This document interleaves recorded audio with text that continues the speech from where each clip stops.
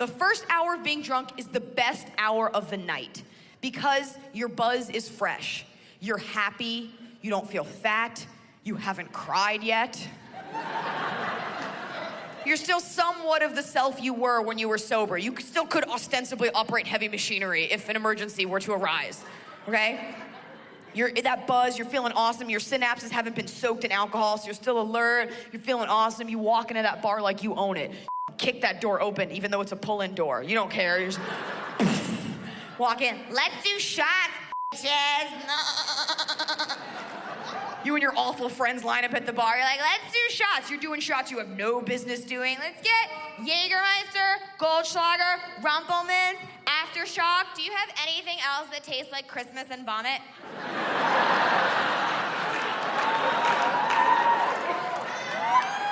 You start doing them, you're like, it, it's my bachelorette 21st birthday, wedding, extravaganza, donkey punch, I don't know what this is gonna do it. Shot, what, was that hand soap? Bubbles, I don't care, awesome. Now you're on the dance floor, you're like, this is so good. You're feeling so good, right? You're dancing, you're all excited because your buzz has just hit. You're like, this is great, I love it. You're ambitious about life. You ever plan a workout when you're drunk? When you're drunk, you're like, this is when I get in shape. This is when it starts. Going to start tomorrow. You try to drag your friends into it. You're like, Stacy! Stacy! Do you want to work out? You dance like an asshole, by the way. I don't know who dances like this. Do you want to work out like tomorrow? Do you want to do that? I'm going to get up early and work out. Do you want to go with me? Do you want to go at like 6? It's 5 now. Do you want to take a spin class? Do you want to spin? Do you want to spin? You don't want to spin? You don't want to go spinning? You don't want to sit on a stationary bike and tolerate getting pounded in the rectum for an hour while some twinked out spandex queen yells at you over a shitty remix of U2's It's a Beautiful Day in total darkness? You don't want to do that? So you're feeling good and you're dancing. You're like, I feel so thin. I've never been hotter in my life. I feel so good. And then it hits you. You're like, oh my God, I feel so good right now. I feel so awesome and happy. I wish I could feel this way all the time. I wish I could feel this buzz and this happy all the time. And that's when you realize, that's how an alcoholic thinks. But you're like, screw it, I'm gonna give it a shot. I'm gonna see just how far I can push being drunk. So you decide to do shots. And you decide, these shots aren't gonna get me, because tonight's the night I outsmart the liquor. Not gonna happen tonight, because I'm gonna drink water. Going to drink a glass of water with each shot. This is your brilliant idea. No one in the thousands of years of people imbibing alcohol has ever thought of this. This is your night, Einstein. It's your big plan. I'm gonna do a shot and then have a glass of water, and then a shot and then a glass of water. You can't buy me a shot now, but thank you. I'm just having water. I'm just drinking water, but thank you. Shot and water. But what you don't realize is that 5 shots in an hour is still 5 fucking shots in an hour. You want to drink all that water like a crazy camel? Yeah, good job. Now you're bloated and you have to pee. Way to be. Because when a girl's got to pee, everything has to come to a halt. Every girl's got to go with her. I have to pee. Do you have to pee? And you can't go alone. No. Will you stop what you're doing and come with me? I have to pee. I have to pee.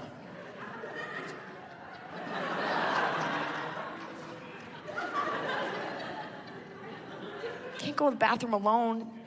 You might not come back. Because no girl's ever been to the bathroom alone and survived. It's true. The last woman that attempted it, it was 1937, and her name was Amelia Earhart.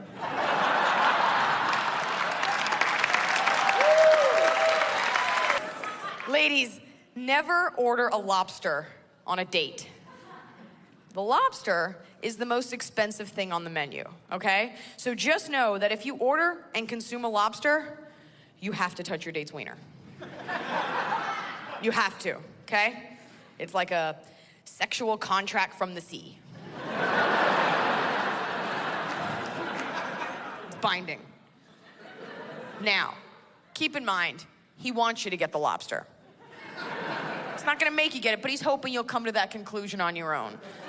So when you'll be flipping through the menu and you'll be like, I don't know what to get. Like, I don't know, I'm eating fresh this week. I'm eating a lot of fresh things. That's my new thing, fresh. I'm just do fresh food. Oh, lobster? Should I get it? Should I get it? Should I get the lobster? Should I crack it open on my head like an otter, eat it off my chest? Lobster? Yeah, because then it's wiener time this Sunday at Vagina. Here's how it's gonna go down, okay? You're gonna be making out later. And now, guys, this is for you to know. Just so you know, as girls, we like to make out with you when we first meet you. We like to make out with you a couple times and then leave right when you think we're gonna sleep with you, okay? We do it to make sure that you like us, but if you wanna know the truth, they teach us this shit in high school. While you were off building a birdhouse and shop class, we were off learning how to be annoying. Here's how it happens. You're gonna be making out. And you'll notice that when a girl makes out with you and leaves you, we always leave in a very sweet way because we want you to have a nice impression of us for later, right? So it's always like, okay, well, I gotta go, bye. Bye, I like you too, stop it. It's always very sweet, right? I've gone as far as to sometimes bring a little thing of vanilla body spray, and when he gets up to go to the bathroom, I spray it on his pillow. That way later when he texts me, he's like, oh my God, my pillow still smells like you. I'm like, that's amazing. Why? You can get creative with it. You can take a handful of glitter on your date, and then after you're leaving, just be like, okay, I gotta go. Bye. You bring a smoke bomb, and then like still be standing there because you don't know magic. Really, you're gonna go? That's messed up. That's messed up. It's messed up, Amber. You're just gonna go. Just gonna go? It's funny. It's funny. You're just gonna go, cause I distinctly remember. I bought you a lobster. Man's right, time to pay the piper. Girls, you do not have to sleep with him. It's just a crustacean. That's ridiculous, all right? But you gotta give him something. I suggest a beach. That's what I suggest. That's proper. Don't do a hand job. That's ridiculous. That's child's play. Hand job? A handy, really? As a grown woman, you're not doing a hand job, okay? If you voted, you're not doing a hand job. Let's send some hand jobs overseas to China. Not doing a hand job. A hand job, that's what kids do when you're like a teenager. You do a hand job, you put on your promise ring, you revel in your virginity for the next 10 to 15 years, depending on your involvement with comic books. That's what a hand job is for. As an adult, it's not happening. It's an intermediary step in a sexual evolution that you've evolved past, okay? It's like a tail. Necessary at one point for balance, but if you busted it out at a house party, people would be like weirded out.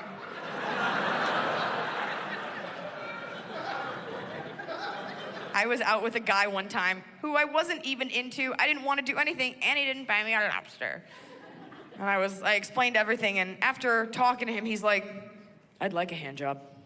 I think it sounds great. And I guess I was frustrated because he hadn't been listening to me or my feelings. And I was like, all right, I'll tell you what, son. I'm gonna give you a hand job. But it's gonna be on my terms. 45 minutes long.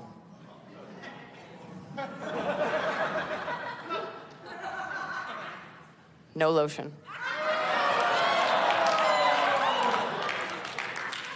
And you don't break eye contact. Go!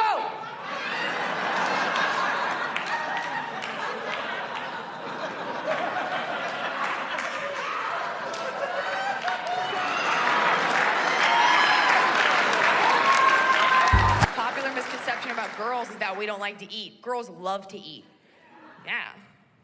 We just don't like to eat in front of a guy that we like. That's the difference. When you first meet a guy that you like, you can't eat the way you want to on a date. You can't. You can't have that fourth plate of ribs on a date. I found out. Going on a date, society dictates that guys can do what they want, women have to be dainty. So he's gonna get fries, a burger, half a gazelle, whatever he wants to eat. Girls, you get the menu, what are you ordering? Salad. Like hot little robot salad. And it's an excruciating experience because you're trying to just look pretty the whole time. He's sitting there enjoying his burger. You're eating your lettuce. You're just sitting there like, ugh. You've abandoned the utensils. You ordered like a koala. You may as well eat like one. You're just like, ugh.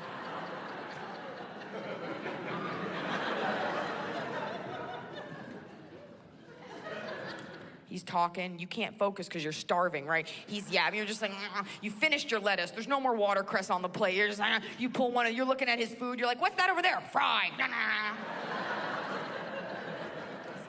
Talking. You can't focus. You're not getting any nutrients to your brain. You're just kind of staring out the window, wondering what birds taste like. Just like you finished your lemon wedge like an hour ago. He's still eating, he's still talking, and you're starting to get cold now. You're not getting any nutrition into your bloodstream. Your spine is sticking out. You're shivering. You're like a lost puppy. You start saying things that you don't mean. He's yapping. You start just saying things like, I would love to spend the afternoon with your mother. That sounds great. And no, I totally cared about that whole replacement refs thing. It really rocked my world as well. Once you're in a relationship, you can eat the way you want to. Once he loves you, you can roll out a trough at mealtime. It doesn't matter. You can put your hands behind your back, county fair pie eating contest style. And oh, I love you. Is that the house cat? Yeah, you can let it all hang out when he loves you. Then you can show him how you eat. Once you're in love, you can show him the 12-foot man-eating lizard you actually are.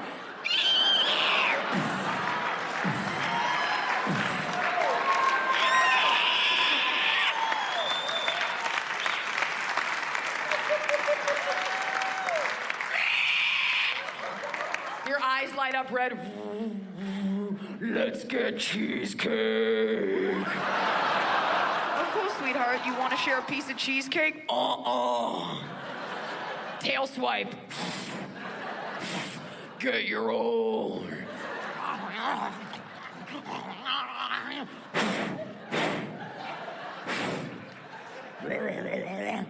All right, sweetheart, dinner's over. Did you get enough to eat? I love when they ask that, because I've always wanted to give this answer.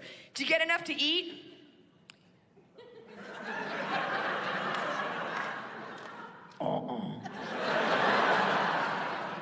Why? What else do you want?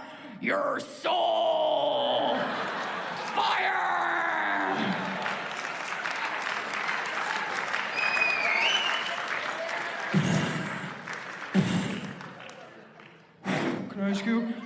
Can I ask you a question? Does this tail make my butt look big?